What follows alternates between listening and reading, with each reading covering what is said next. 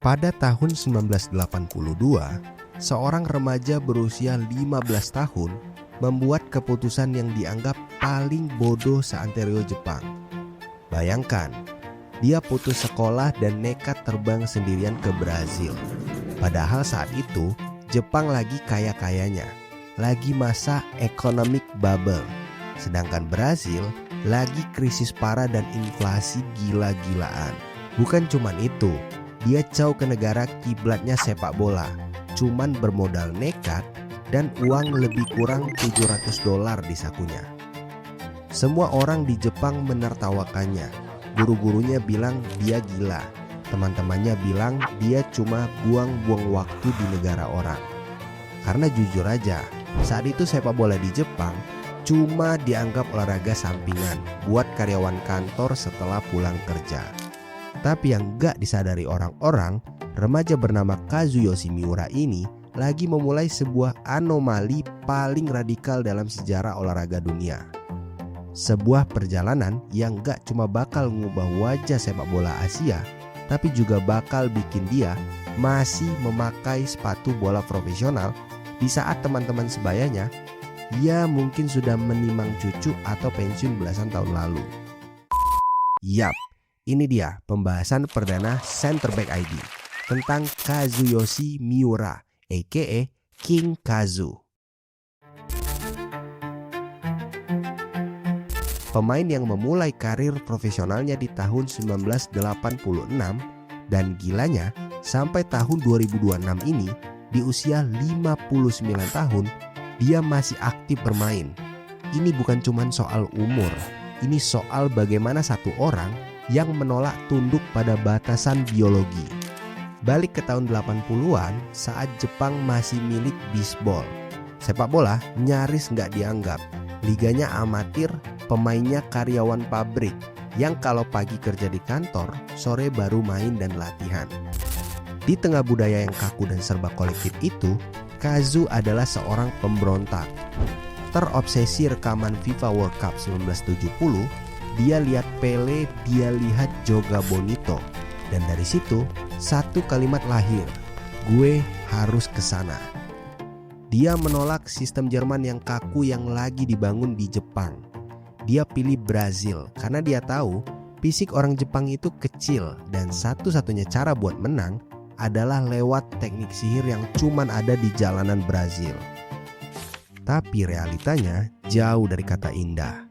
Kazu mendarat di Brazil sebagai orang asing yang nggak bisa bahasa Portugis. Dia tinggal di asrama CE Juventus yang kumuh, banyak kutu kasur dan penuh bullying. Dia diejek rasis, dianggap lemah dan nggak punya masa depan. Di titik terendah, dia sempat nangis telepon ayahnya mau pulang. Tapi dia batal menyerah setelah dia lihat anak-anak miskin Brazil main bola tanpa alas kaki tapi punya semangat predator. Mental itulah yang dia curi. Tahun 1986, sebuah keajaiban terjadi. Dia dapat kontrak profesional di Santos. Ya, Santos, klub legendarisnya Pele. Dia jadi orang Jepang pertama yang benar-benar dididik oleh budaya sepak bola Brazil yang berdarah-darah. Tahun 1990, Kazu pulang ke Jepang. Tapi dia pulang bukan sebagai anak sekolah yang sopan. Dia pulang sebagai King Kazu. Dia bawa gaya rambut baru, fashion jas merah yang mencolok, dan selebrasi Kazu Dance yang bikin publik Jepang kaget. Media Jepang awalnya benci sama dia. Dia dianggap terlalu individualis, terlalu pamer, dan gak Jepang banget. Tapi Kazu, dia gak peduli. Tahun 1993, saat J-League pertama kali diluncurkan, Kazu adalah alasan kenapa liga itu meledak. Dia jadi MVP pertama, dia jadi poster boy pertama. Dia bikin anak-anak Jepang yang tadinya pegang tongkat bisbol tiba-tiba ganti jadi pakai sepatu bola. Dia adalah Michael Jordan-nya sepak bola Jepang.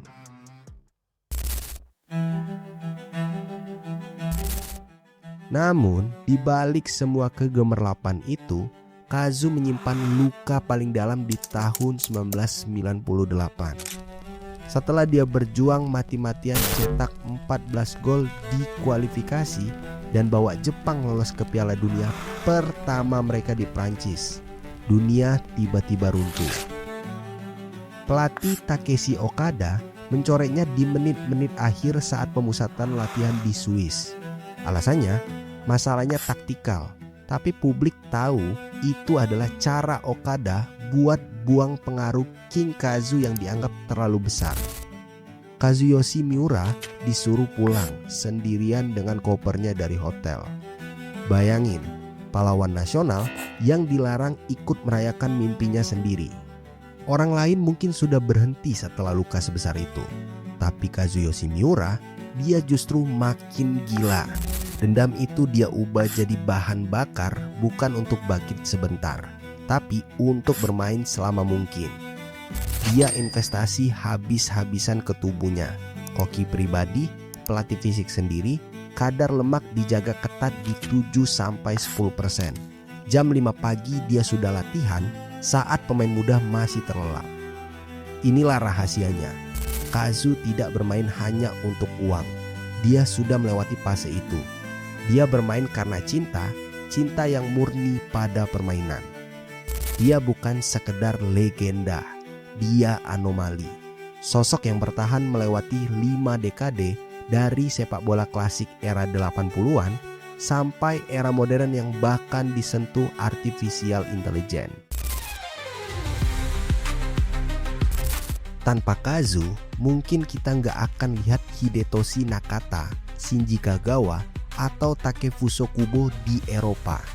Kazu adalah orang pertama yang buka pintu Serie A Italia buat pemain Jepang saat dia gabung ke Genoa tahun 1994. Dia yang hancurin rasa minder pemain Asia di hadapan dunia.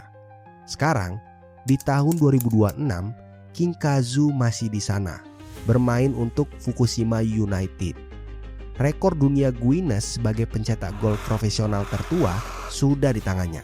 Tapi dia nggak berhenti. Dia adalah simbol harapan buat negara dengan populasi lansia terbesar seperti Jepang.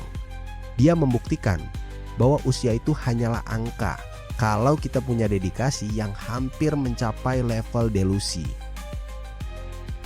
Warisan Kazu bukan cuma trofi atau gol. Warisannya adalah DNA sepak bola Jepang yang kita lihat sekarang. Teknis, disiplin, dan berani keluar dari zona nyaman.